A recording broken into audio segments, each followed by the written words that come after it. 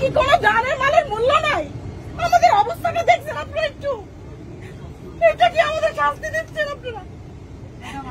আমরা কি আমাদের কি বিমানে টাকা কি কম নিছেন না আমাদের কাছে পেমেন্ট পাবেন? আপনি সাধারণ পাবেন, আমাদের কোনো দাম নাই না।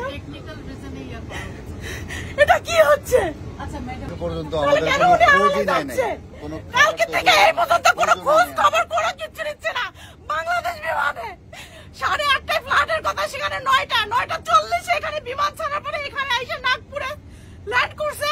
বলছে যে ওয়েদারের সমস্যা, কোনো ওয়েদারের সমস্যা না, আগুন জ্বলছে তার জন্য এখানে ল্যান্ড করার পর দিয়ে কালকে থেকে এই পর্যন্ত কোনো আমাদের খোঁজ খবর নেয় না। আমার বিমানের যাত্রীরা প্রচন্ড পরিমাণে অসুস্থ, তারপরে কোনো খোঁজ নাই খবর নাই।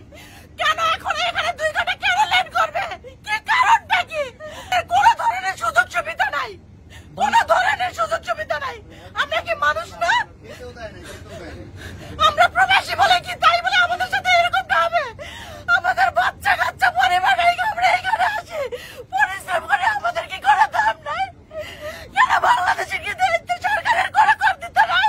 ডক্টর উনিস কি করতেছে? উনি কেন এরকম করতেছে আমাদের সাথে? পাওয়ার ব্যাংকের কোনো পাওয়ার ব্যাংকের সমস্যা নাই, এটা হচ্ছে প্লেনের সমস্যা।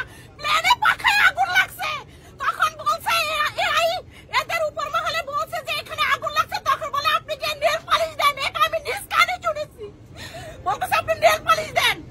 আর আমি একজন এয়ার হোস্টেসকে বলছি, সে বলতেছে এখন যদি এখানে নাগপুর ল্যান্ড না করি তাহলে আমরা আকাশেই মারা যাব। আপনারা দেখেন এখান থেকে কোথাও কোনো আগুনের ফুলকি দেখা যাচ্ছে কিনা ম্যাম? এটা বলছে ওখান থেকে, আপনারা দেখেন জানলা দিয়া, কিন্তু বলছে পাওয়ার ব্যাংকের। এখানে আমরা গতকালকে ফ্লু করছি বাংলাদেশ থেকে ডুবের উদ্দেশ্যে BG347।